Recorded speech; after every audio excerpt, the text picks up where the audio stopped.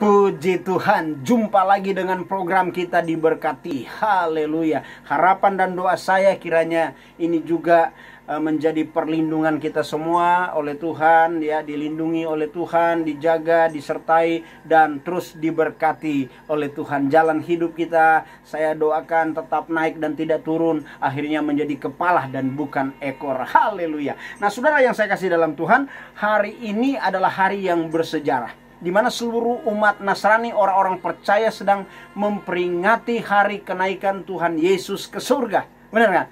Ya kan? Kenaikan Tuhan Yesus ke surga. Saudara, ini peristiwa ajaib juga, ya.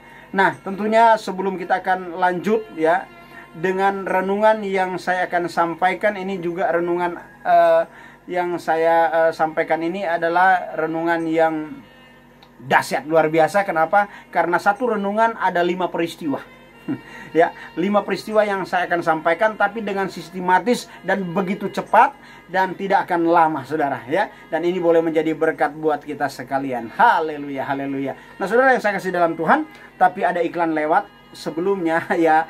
Jangan lupa yang belum, khusus yang belum, ya, like dan subscribe, ya.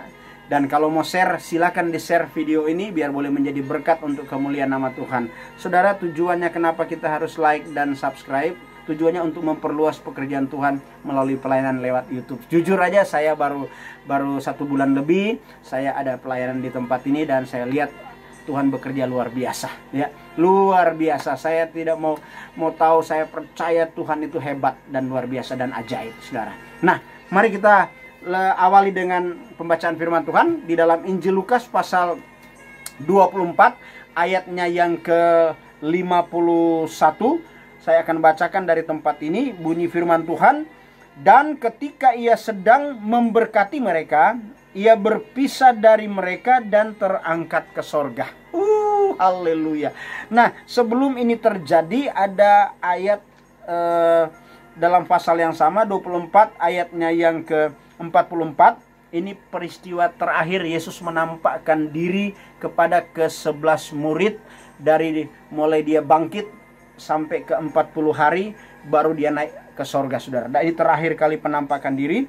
Yesus masih ingatkan murid-muridnya untuk kembali ke mengerti kebenaran, supaya kebenaran itu memerdekakannya. Puji Tuhan. Nah, ayat yang ke-44 ia berkata kepada mereka, "Inilah perkataanku yang telah kukatakan kepadamu ketika aku masih bersama-sama dengan kamu, yakni bahwa harus digenapi semua yang ada tertulis tentang aku," tentang Tuhan Yesus, "dalam kitab Taurat Musa dan kitab nabi-nabi dan kitab Mazmur."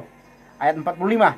"Lalu ia membuka pikiran mereka sehingga mereka mengerti kitab suci." Nah, ini terakhir kali Yesus mengadakan pelayanan memberitakan kabar baik, ya. Nah, saudara yang saya kasih dalam Tuhan Yesus, tadi saya sudah sampaikan bahwa ada 5 peristiwa dalam satu renungan kita hari ini, ya. Itu dimulai dari Yesus dilahirkan, ya. Dari dilahirkan, kelahiran, kematian, kebangkitan, dan juga kenaikan sampai hari ini, dan nanti akan kedatangan kali yang kedua. Itu peristiwa ajaib di sekitar Tuhan Yesus, saudara, ya. Jadi mujizat itu bukan tunggu nanti setelah Yesus dewasa mengadakan pelayanan. Yesus hadir mujizat pertama di kota Kana, saudara, ya. Semenjak dari kelahirannya, saudara, sudah ada peristiwa-peristiwa ajaib yang terjadi, ya. Satu contoh, ya, masih dalam kandungan lagi nih, ya. Ada perintah Allah kepada malaikat yang bernama Gabriel atau Jibril, saudara, ya. Datang ke Maria, saudara. Dan bunyi perintah itu sampaikan kepada Maria. Dan malaikat datang, singkat cerita, "Salam Maria." Maria kaget, saudara, terkejut, tapi tidak takut. Itulah bedanya, ya. Orang yang di dalam Tuhan boleh kaget tapi tidak takut, saudara. Dan salam itu dipertanyakan oleh Maria. Apa arti salam itu? Malaikat jelaskan. Engkau beroleh kasih karunia, engkau akan mengandung. Wow, mengandung. Saudara yang saya kasih dalam Tuhan. Terus Maria juga pertanyakan, saya kan belum married, saya kan belum bersuami. Mana mungkin, impossible. Ya kan? Malaikat jelaskan lagi. Engkau akan mengandung dari Roh Kudus. Roh Kudus akan menaungimu dan engkau akan melahirkan dan engkau akan memberi nama dia Yesus. Saudara, sampai di situ cerita berita perintah dari Allah kepada malaikat lewat malaikat untuk Maria. Dan setelah dia mendapatkan berita itu, Maria jawab terakhir, terpujilah Tuhan, saya adalah hamba Tuhan, terjadilah menurut apa yang Tuhan kehendaki. Dan sesudah itu dia pergi tapi sebelum dia pergi, dia mendapatkan pesan dari malaikat, saudaramu juga Elizabeth sedang mengandung. Dan akhirnya Maria pergi ke sana, ke tempat Elizabeth, yaitu di tempat Sakaria, itu adalah saudaranya Maria. Saudara, salam yang sama disampaikan kepada Elizabeth, dan Elizabeth juga kaget. Ya kan? Kenapa kaget? Karena bayi yang ada di kandungan Elizabeth, ya, tiba-tiba bergirang, tiba-tiba loncat-loncat, bergerak, sukacita. Saudara, ini luar biasa, saudara. Luar biasa. Ya. Dan bukan hanya sampai di situ. Elizabeth juga dipenuhi dengan Roh Kudus. Belum ada KKR. Belum dipanggil untuk altar call. Saudara, ya. Saudara, dia mulai dipenuhi dengan Roh Kudus. Ini peristiwa ajaib. Dimulai dari kelahiran. Saudara. Ya. Tiba-tiba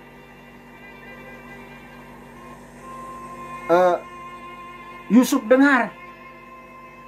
Makanya Yusuf diam-diam ingin menceraikan Maria. Saudara. Ya mungkin saya lebih setuju pakai bahasa mau meninggalkan Maria. Karena apa? Mereka belum married kok, belum kawin, kenapa sudah ada kata cerai di sana? Diam-diam sudah merencanakan untuk mau tinggalkan Maria karena dia tidak mau permalukan Maria. Saudara, dia orang baik. Tapi setelah malamnya dia mimpi, Yusuf mimpi. Tuhan pesan lewat mimpi, jangan engkau jangan engkau meninggalkan Maria, karena janin atau bayi yang dikandungan itu dari Roh Kudus. Dan akhirnya dia orang baik, dia orang taat, dia mentaati apa yang diperintahkan Tuhan. Dia tidak menceraikan, dia tidak meninggalkan. Dia terus ambil Maria sebagai istrinya jadinya. Dan selama bayi itu belum dilahirkan, dia tidak bersetubuh dengan Maria. Itu yang dijelaskan dalam Alkitab. Tidak terjadi hubungan suami istri. Nah, saudara yang saya kasih dalam Tuhan, inilah keajaiban kelahiran. Ini peristiwa keajaiban pertama. Peristiwa keajaiban yang kedua adalah tentang kematian Tuhan Yesus. Saudara, kematian Tuhan Yesus juga ajaib. Ya, ini paket yang kedua. Di mana keajaiban daripada peristiwa kematiannya?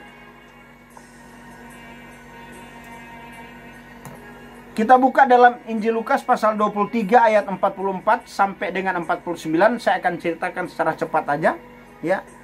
Dibuktikan di sekitar peristiwa Yesus mati, ya. Saya langsung ambil garis besarnya, yaitu setelah ada di atas kayu salib, waktu Yesus menyerahkan nyawanya kepada Bapa, dia berdoa menyerahkan nyawanya ya, terjadi gempa yang dahsyat saat itu.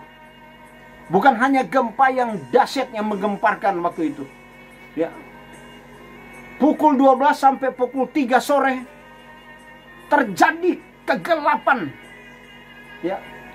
Bahkan Alkitab berkata tirai yang di bait Allah terbelah dua dari atas sampai ke bawah.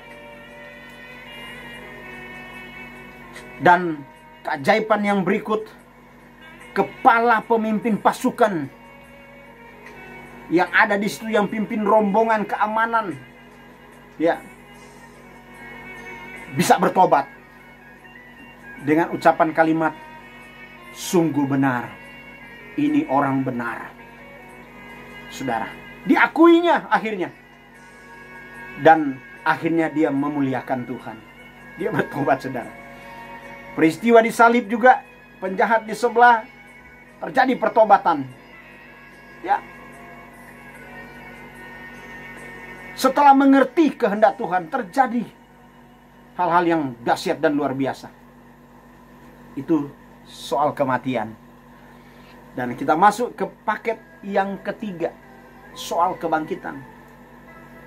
Hari Paskah. Paskah atau kebangkitan Kristus membuktikan dia itu tidak hanya sekedar nabi, rasul atau guru kata orang. Tapi kebangkitan Kristus atau hari Paskah itu membuktikan dia Allah. Dia Tuhan. Karena hanya Allah dan Tuhan saja yang mampu keluar dari kematian. Ini dahsyat, ini ajaib. Saudara. Ya, kalau saudara mendengarkan kabar ini, jangan lagi banyak pikir. Percaya saja. Dia adalah Tuhan. Isa putra Maryam dilahirkan karena kalimat Allah. Hanya dia yang mampu menyelamatkan mereka yang belum selamat. Ini keajaiban. Bukti yang kedua, dia Tuhan dan bukan sekedar nabi atau rasul. Dia yang benar, yang awal dan yang akhir, Alfa dan Omega. Hanya yang benar saja yang berani berkata, akulah jalan, kebenaran dan hidup. Tidak ada seorang pun yang sampai kepada Bapa kalau tidak melalui aku. Kisah 4 ayat 12. Tidak ada nama lain yang olehnya manusia selamat. Hanya di dalam Yesus Kristus. Isa putra Maryam dilahirkan karena kalimat Allah itu. Saudara, dia bukan sekedar nabi, dia adalah Allah. Dan bukti yang ketiga, dia bangkit dari antara orang mati. Ibrani 13 ayat 8. Dia tetap sama. Dulu, kemarin, hari ini, bahkan sampai selama-lamanya. Sama dalam kuasanya, sama dalam kasihnya, sama dalam pertolongannya. Tidak pernah berubah, saudara. Dia adalah Allah yang setia. Ya. Bukti kesetiaannya, dia rela berkorban sampai kematian hanya untuk menebus kita. Hanya untuk menebus saudara. Hanya untuk mau mengembalikan supaya saudara yang miskin diperkaya. Yang tidak benar dibenarkan. Yang berdosa diampuni. Hanya itu. Bukankah itu bicara tentang kesetiaan? Karena kesetiaan itu atau setia itu langkah akhir, bukan langkah awal. Kalau Anda setia hari ini belum tentu besok. Berarti Anda belum setia di dalam ketaatan. Anda taat sekarang belum tentu besok. Berarti Anda belum setia dalam ketaatan. Tapi Tuhan Yesus, dia setia sampai mati. Mestinya saudara dan saya yang harus tergantung di antara orang yang antara bumi dan langit. Karena hanya orang hukuman yang akan tergantung. Dia yang tidak berdosa, dia yang tidak bersalah dijadikan berdosa. Hanya tujuan untuk menggantikan kita. Itu bukti. Dan hari ini yang saudara lagi tunggu-tunggu. Ayat tadi kita sudah baca. Ya. Setelah dia bangkit dari kematian, ya, mestinya langsung take off ke surga. Tapi Alkitab saya masih mencatat 40 hari dia ada di bumi ini. Ternyata masih ada yang harus dia selesaikan, yaitu murid-murid dan orang-orang yang dekat dengan dia, perempuan-perempuan yang waktu dalam di dalam pelayanan bersama dari rumah ibadah satu ke rumah ibadah yang lain bersama dengan Tuhan Yesus. Mereka terpukul, mereka berduka yang sangat dalam, saudara. Berduka bukan berdosa, saudara. Kalau memang ada duka, silakan ucapkan berduka. Nggak usah lagi neko-neko dengan bahasa turut bersimpati begini-begini. Saudara, yang namanya juga lagi berduka ya berduka. Yang Tuhan larang bukan soal berduka atau tidak berduka. Yang Tuhan larang jangan ada duka yang berlarut-larut itu. Iya kan? Saudara, orang hilang handphone aja berduka, apalagi hilang nyawa. Saudara, yang apa adanya aja. Yang Tuhan mau jangan ada duka berlarut-larut. Ternyata murid-murid dan orang-orang yang bersama dengan Yesus ini sangat terpukul, berduka, akhirnya berlarut-larut. Sampai dia harus menampakkan diri berkali-kali kepada murid-murid untuk mengingatkan kembali mereka. Saudara, salah satu contoh perjalanan ke kampung bernama Emmaus, murid sudah berjalan sama Tuhan Yesus, sudah bercakap, mereka tidak kenal. Karena apa? Sudah dibutakan mata mereka. Dibutakan oleh apa? Karena ada duka yang berlarut-larut. Karena yang mereka harapkan orang ini adalah yang akan menyelamatkan umat Israel. Harapan kami dia yang menjadi penyelamat, tapi sudah diserahkan oleh imam-imam kepala, ahli-ahli agama untuk disalibkan. Kecewa mereka sangat dalam. Jangan ada kecewa berlarut-larut, jangan ada duka berlarut-larut. Itu akan membutakan mata rohani kita. Tuhan ada terus bersama dengan kita. Jangan sampai COVID-19, Corona ini, saudara, membutakan mata rohani kita. Tapi mari, lewat peristiwa apapun, kejadian, masalah apapun, persoalan yang kita hadapi, jangan sampai kita tidak melihat Tuhan. Tuhan ada bersama dengan masalah-masalah. Kemarin saya sudah sampaikan satu khotbah. Masalah pencobaan itu menjadi penting karena apa? Dengan ada masalah kita dekat dengan Tuhan. Kita berdoa, beribadah kepada Tuhan. Nah, peristiwa itu, saudara, terjadi dan akhirnya murid-murid itu diberikan pengertian kembali oleh Tuhan. Ya, diberikan setelah itu di kampung yang bernama Emmaus, Tuhan membuka mata mereka lewat perjamuan malam. Setelah malam mereka makan bersama dan kemudian di sana terjadi perjamuan kudus. Dan setelah mereka makan bersama waktu malam itu, terbukalah mata mereka. Ya kan? Dan akhirnya setelah mereka melihat, ya ampun, Tuhan Yesus ternyata yang bersama-sama dengan kita dalam perjalanan sampai ke kampung ini. Kita sudah nggak kenal, sekejap Tuhan Yesus hilang. Saudara, Tuhan Yesus pergi. Ya, Tuhan Yesus hilang dari mereka. Dan kemudian yang terakhir, yang ayat yang kita baca tadi, Yesus membuka pikiran mereka. Ternyata tidak ada jaminan. Orang yang sudah sering di gereja, orang yang sudah sering doa, orang sudah sering begini-begini, saudara. Nah, ini yang saya bilang. Ya, dengan terpukulnya masalah, akhirnya kita mulai ada duka dan terbawa oleh masalah itu. Sehingga apa? Pikiran kita jadi tumpul, tidak mengerti lagi. Makanya Yesus harus berikan pengertian sebelum dia terangkat ke sorga. Dia membuka pikiran mereka di ayatnya yang ke-40 berapa tadi? Ya, Injil Lukas pasal 24 ayatnya ke 45. Lalu ia membuka pikiran mereka sehingga mereka mengerti kitab suci. Jadi diingatkan kembali. Nggak apa-apa. Makanya firman Tuhan ini harus diajarkan berulang-ulang. Supaya kita mengerti kehendak Tuhan dan kita bisa menjadi pelaku-pelaku firman yang setia. Saudara. Dan akhirnya ayat 50 dalam pembacaan kita tadi. Dan ketika ia sedang memberkati mereka, ia berpisah dari mereka dan terangkat ke surga. Haleluya. Ini yang kita nantikan, saudara. Ya, saudara, Tuhan Yesus itu di mana dia ada tuh selalu terjadi keajaiban, saudara. Ya, dia sementara memberkati mereka dan sembari terangkat ke surga, saudara. Jadi terakhir dia memberkati. Dan saya harap lewat peristiwa kenaikan Kristus, ibadah kita diberkati oleh Tuhan. Ya, kita mengalami pengalaman yang baru bersama dengan Tuhan. Ya, kita harus raih itu di dalam kehidupan kita supaya kita nyata. Ya, kita membuktikan kepada dunia bahwa pertumbuhan kita adalah pertumbuhan secara benar. Bertumbuh secara benar. Dan saya percaya Kalau hidup kita itu kita perhatikan bertumbuh secara benar di dalam Tuhan, maka saya yakin saudara, ya, dunia akan melihat Tuhan Yesus di dalam kehidupan kita. Kita akan menjadi Alkitab yang terbuka.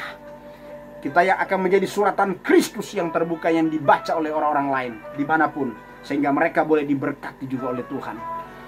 Nah saudara yang saya kasih dalam Tuhan, dan yang terakhir, ya, peristiwa atau keajaiban yang terakhir, kita sedang menanti kedatangannya.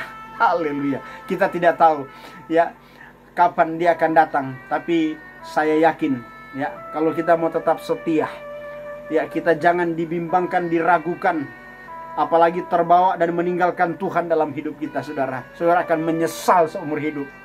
Saya kasih tahu, ya, jangan tinggalkan apapun, ya. Jangan juga kita jual hal-hal yang berharga yang Tuhan sudah taruh dalam hidup kita dengan soal makan, minum, dan pakai, saudara. Jangan, apalagi soal jabatan juga. Jangan, saudara. Tetap sekali Yesus, tetap Yesus. Ya, kita nggak akan mungkin dapatkan keselamatan di mana-mana, hanya di dalam Yesus Kristus, saudara. Ya, keajaiban ada di sekitar Tuhan Yesus terus. Dekat dengan Tuhan, lengket dengan Tuhan, lekat dengan Dia, saudara. Maka kita akan mengalami keajaiban-keajaiban yang luar biasa dalam hidup kita. Saya yakin itu. Saya percaya karena saya sudah alami, saudara. Ya, hampir 36 tahun saya ada di ladang Tuhan sampai hari ini. Dan Tuhan tetap pelihara, saudara. Luar biasa. Saya bangga. Saya punya Tuhan yang tidak pernah berubah. Biar ini juga boleh menjadi kehidupan kita. Mari saudara, saya mau berdoa buat saudara. Bapa di surga, terima kasih Tuhan. Engkau baik, Engkau luar biasa dalam hidup kami. Engkau melihat teman-temanku, sahabat-sahabatku, orang-orang percaya dimanapun berada. Dari tempat ini saya ucapkan berkat dalam nama Yesus Kristus. Kalau ada di antara mereka yang sakit, di rumah mereka masing-masing, atau di rumah sakit, atau mungkin ada yang sudah terkontaminasi dengan COVID-19 yang disebut corona ini. Firman-Mu berkata tanda-tanda ini menyertai orang percaya. Orang percaya menumpang tangan bagi orang sakit sembuh dalam nama Yesus Kristus. Penyakit apapun itu namanya, dari ujung kaki sampai ujung rambut, aku cabut sampai ke akar-akarnya, dan aku buang ke tubir laut yang paling dalam, yaitu di Gehenna Tartaro Abustos tempatnya. Dalam nama Tuhan Yesus, semua virus, bakteri yang tidak bermanfaat di tubuh keluar. Bahkan kuasa-kuasa kegelapan yang mengganggu hidup kami, di pikiran, di penglihatan, di pendengaran, bahkan seluruh eksistensi kehidupan kami, aku tolak dalam nama Yesus. Aku perintahkan engkau tidak berhak ada di tubuh orang-orang percaya.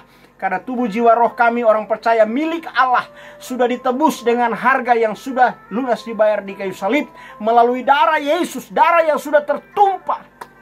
Tubuh sudah tercabik-cabik yang di dalamnya mempunyai kuasa untuk menyembuhkan sebuah penyakit. Dan kami yang yakin, kami yang percaya sudah disembuhkan dalam nama Yesus. Terima kasih Bapa. Hamba mengasihi umat-Mu. Apa yang Tuhan taruh di hati hamba sudah hamba sampaikan. Hamba mengasihi Engkau ya Tuhan. Terima kasih, terima kasih. Terpujilah nama-Mu ya Tuhan, kekal selama-lamanya. Dalam nama Yesus, hamba sudah berdoa dan mengucap syukur. Haleluya, haleluya, haleluya. Puji Tuhan. Amin. Puji Tuhan. Tuhan memberkati kita sekalian dimanapun Anda berada. Saya percaya kita terus ada dalam pertolongan Tuhan. Ya, puji Tuhan, puji Tuhan. Dan kembali kita akan jumpa dengan program yang sama, yaitu program Kita Diberkati. Haleluya, haleluya. Puji Tuhan. Amin.